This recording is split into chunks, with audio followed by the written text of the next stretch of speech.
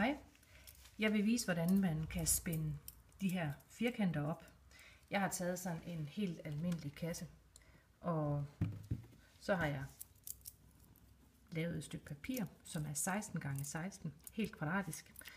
Og så stikker man bare, det er lidt Jørgen Clevin, jeg har allerede lavet huller til den. Så stikker man simpelthen bare, finder en kasse, en papkasse, et eller andet, noget man kan bruge. Og så stikker man simpelthen bare strikkepinden ned, lige præcis de steder, hvor i alle hjørner. Så man er sikker på, at det bliver en helt udspændt kvadrat. Og der skal være i princippet jo så mange som muligt, men det er svært at blive ved med at ramme de her typer af firkanter. Så kan man se, at det vil have været sådan en helt kvadratisk 16 x 16. Den lægger jeg lige væk. Og så har jeg noget vand og noget skyllevand. Her starter jeg med i den her. Det er lunkent vand. Det er håndvarmt vand. Det skal lige være over 35 grader. Her er der en lille bitte smule sæbe i. Jeg har puttet lige lidt, det er sådan noget neutral uldsæbe. Jeg har brugt, man kan bruge alt muligt andet uldsæbe.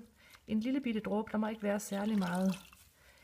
Grunden til, at man skal skylle uld, det er fordi, at for det første, så den her type af uld, jeg har brugt, der er stadigvæk spindeolie tilbage i den her form for uld, der er om bagved.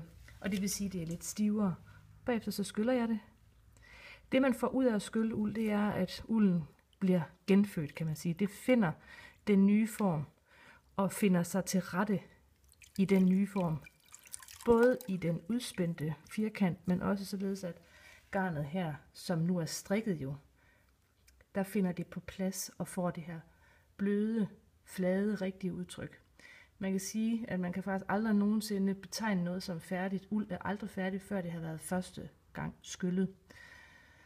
Så nu har jeg den her. Nu vil jeg lægge den op på her. Man kan godt have mange udspændte firkanter på en gang. Man kan godt have 5, 6, 7 stykker opad.